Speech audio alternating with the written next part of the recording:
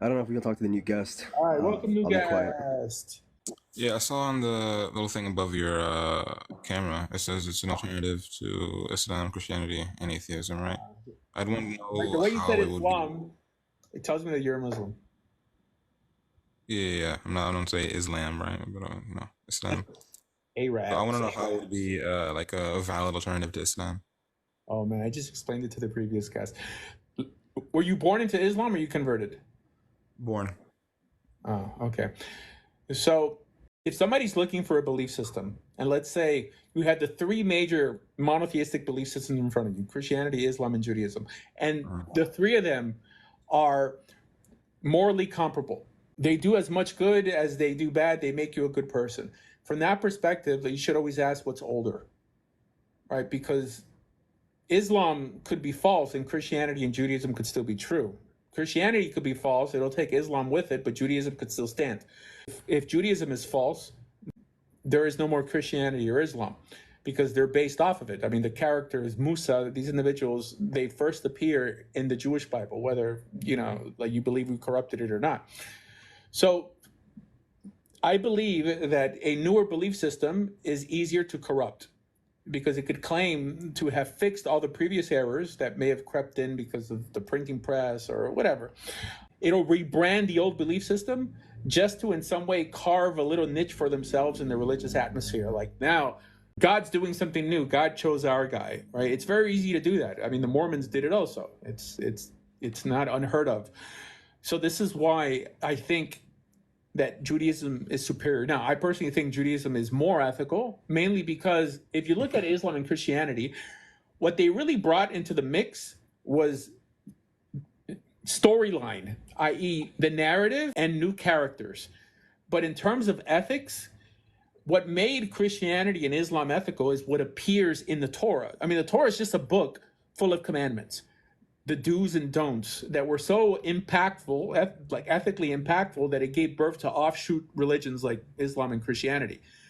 While Christianity really just introduced more into the narrative, God becoming a man, dying on a cross, a virgin, being pregnant.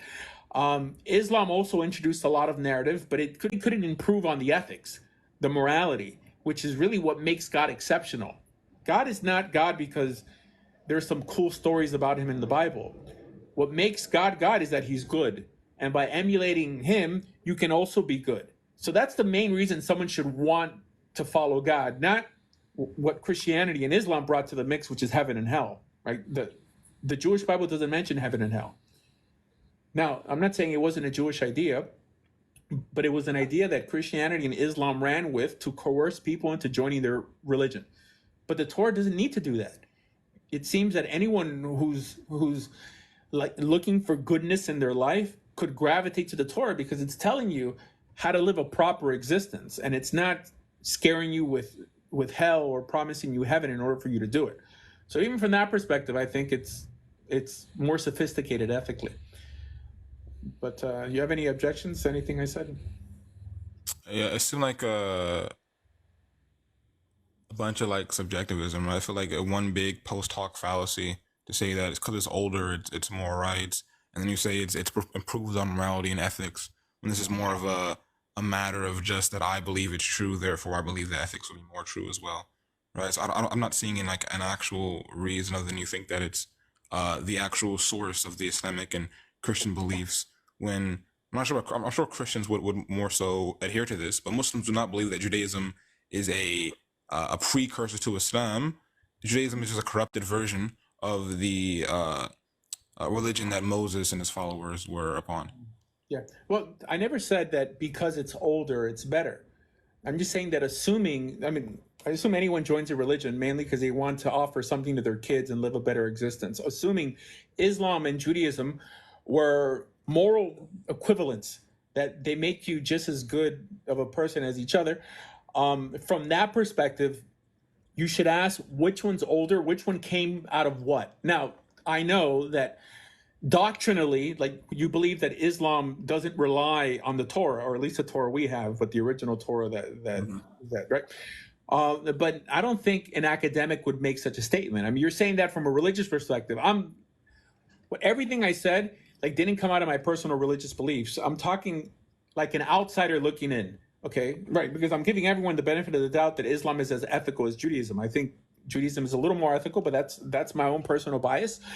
But from that perspective, only because it's older and you choose it, it's not necessarily because old makes it better, right? Just what's newer, is easier to corrupt because it could claim, like Islam claims, to answer the questions or like fix the errors in the old. How is the newer easier to corrupt? I feel like the older would be easier to corrupt if it has a lot more time to corrupt it, right? I feel like, this is why you'll see many, you know, differences in different types of Bibles, whether it be the Masoretic or the Septuagint or even the translations of the New Testament. But in Islam, you don't find any of this. Of course, it's the academically the newest of the three, right?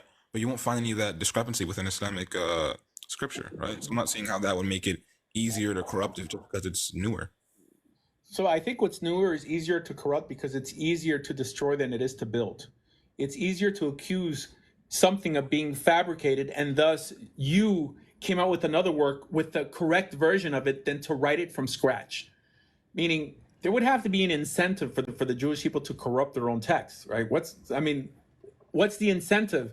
If yes, there's some verses in the Jewish Bible that contradict other verses. What's the incentive to do that? As a matter of fact, that actually adds credibility to the Bible, that they could have changed it for the better, like Islam did, and sort of modified it in such a sense that like verses in different books could harmonize better, right? So that's why what's newer is easier to have an uncertain source.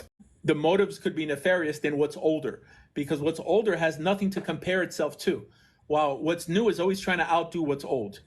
So one has more of an incentive to corrupt than the other.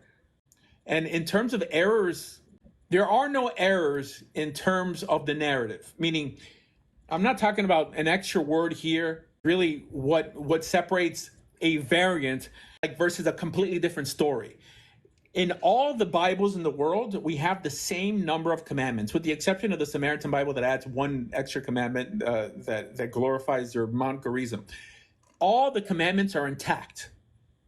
The narratives read pretty much the same, only because there's a different word here, an extra letter here, doesn't mean that it's a big balagan, like a big mess.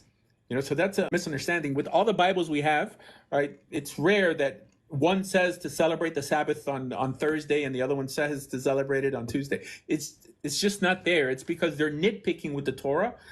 However, with the Quran that's built off the Torah, they'll give it a pass, because it's a newer religion. It's our word against them, but if Judaism was truly corrupted, then Islam and Christianity would have no solid foundation to build off of. I'm just not seeing that, right? I feel like the reason Islam is here is because the religion that Moses